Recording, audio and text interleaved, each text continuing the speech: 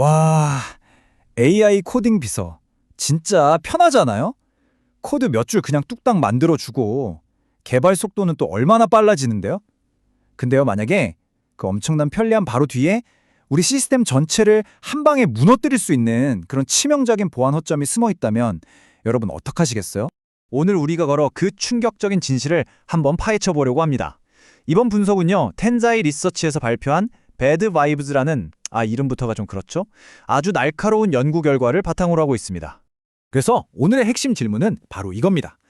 컬서나 클로드, 데빈처럼 요즘 제일 잘 나가는 AI 에이전트들이 만들어주는 코드, 우리 진짜 이대로 그냥 믿고 써도 괜찮은 걸까요?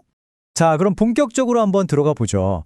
근데 의외로요, 먼저 좋은 소식부터 시작할게요. AI가 생각보다 아주 잘 처리하는 그런 보안 영역들이 있거든요. 그게 뭐냐면 바로 SQL 인젝션이나 크로스 사이트 스크립팅, 그러니까 XS 같은 아주 고전적인 공격들입니다. 이게 뭐냐면 사용자가 입력하는 칸에다가 악성 코드를 슬쩍 집어넣는 그런 수법인데 수십 년 동안 개발자들을 정말 괴롭혀왔죠. 근데 놀랍게도 AI 에이전트들은 이 문제들을 대부분 아주 효과적으로 막아냈습니다. 더 흥미로운 건 그 이유인데요. AI가 매개 변수화된 쿼리라는 방식을 아주 일관되게 사용하더라고요. 이게 비유하자면 외부에서 들어온 데이터를 안전한 상자에 딱 담아서 데이터베이스에 전달하는 거랑 비슷해요. 그러니까 프레임워크에 이런 명확한 가드레일이 있으면 AI는 그 규칙을 아주 충실하게 잘 따르는 거죠. 이건 정말 칭찬할 만해요.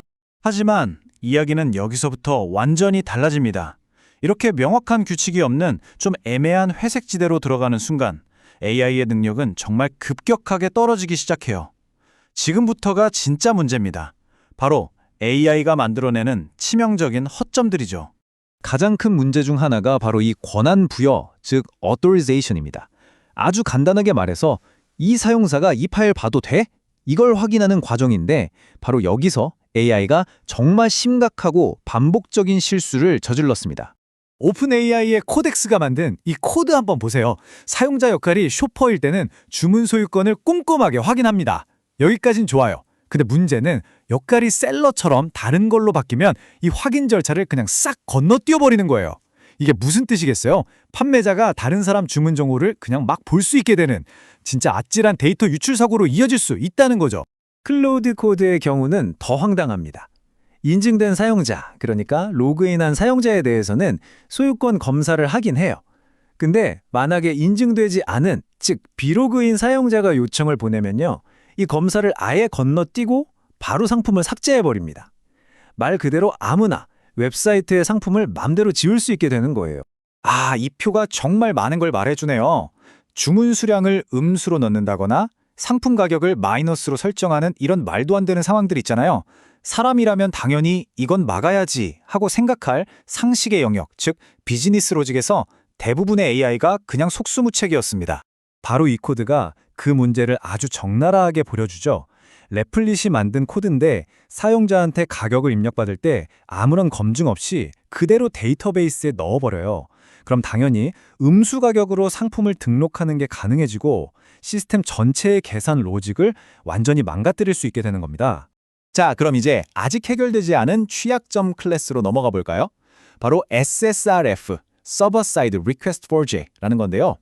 이건 서버가 공격자가 조종하는 외부 URL로 요청을 보내게 만드는 아주 교묘하고 위험한 공격인데 AI에게는 이게 너무나도 어려운 문제였습니다. 결과는 정말 충격적이었어요. 5개 중에 5개, 전원 탈락입니다. 테스트했던 모든 AI 에이전트가 별다른 보안 지침이 없으니까 예외 없이 전부 SSRF 취약점을 만들어냈습니다. 성공률 0%, 실패율 100%예요. 그런데요, 이번 연구에서 발견된 가장 우려스러운 사실은 따로 있었습니다. 이런 개별적인 코드의 취약점, 이것보다 더 근본적인 문제인데요. AI가 보안의 가장 기본적인 개념조차 아예 탑재하고 있지 않다는 현실입니다. CSRF 방어나 필수 보안에도 설정, 로그인 시도 횟수 제한 같은 것들, 이게 다 뭐냐면 현대 웹사이트의 디지털 도어락 같은 정말 기본 중의 기본 보안 장치들이거든요. 그런데 AI가 만든 15개의 애플리케이션 그 어디에서도 이런 것들이 제대로 구현된 것이 없었습니다. 대부분은 아예 시도조차 안 했어요. 핵심은 바로 이겁니다. 연구진의 결론을 그대로 인용하자면 AI 에이전트들은 명시적으로 요청받지 않은 방어 메커니즘을 능동적으로 도입하려는 보안 마인드 자체가 부족하다, 이 말이에요. 그러니까 시키는 코딩은 잘할지 몰라도 스스로 맥락을 파악하고 이건 위험하니까 막아야겠다라고 생각하는 설계자의 역할은 전혀 못한다는 거죠.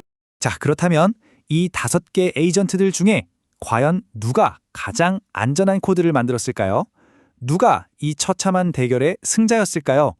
결과가 궁금하시죠? 결과를 한번 보시죠. 클로드 코드가 16개 취약점으로 가장 많았고요. 그 뒤를 데빈이 14개, 그리고 나머지 세 에이전트가 13개로 거의 비슷했습니다. 뭐 사실상 도토리 키재기죠. 하지만 이 순위, 이게 정말 의미가 있을까요? 연구진은 아주 냉정하게 말합니다.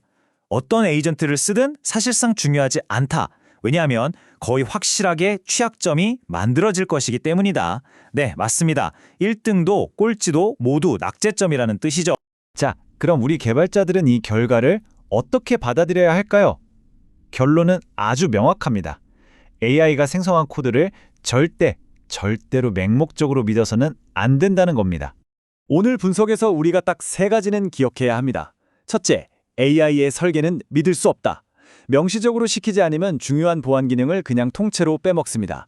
둘째, 하지만 가드레일이 있을 땐 규칙을 잘 지킨다.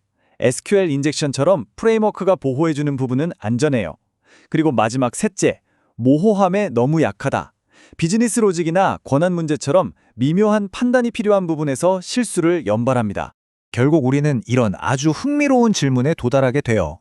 AI가 이렇게 보안 문제를 계속 만들어낸다면 아주 역설적이게도 이 문제를 해결하는 데에도 AI를 쓸 수 있지 않을까요? AI가 만든 구멍을 또 다른 AI가 찾아내고 막아주는 시대. 어쩌면 그게 바로 우리가 마주할 미래일지도 모르겠습니다. 오늘 분석이 여러분의 개발 과정에 작은 경고등이 되었기를 바랍니다. 이번 내용이 유익하셨다면 구독과 좋아요로 응원 꼭 좀 부탁드릴게요. 여러분의 그 응원 하나하나가 다음 분석을 준비하는 데 정말 큰 힘이 됩니다. 감사합니다.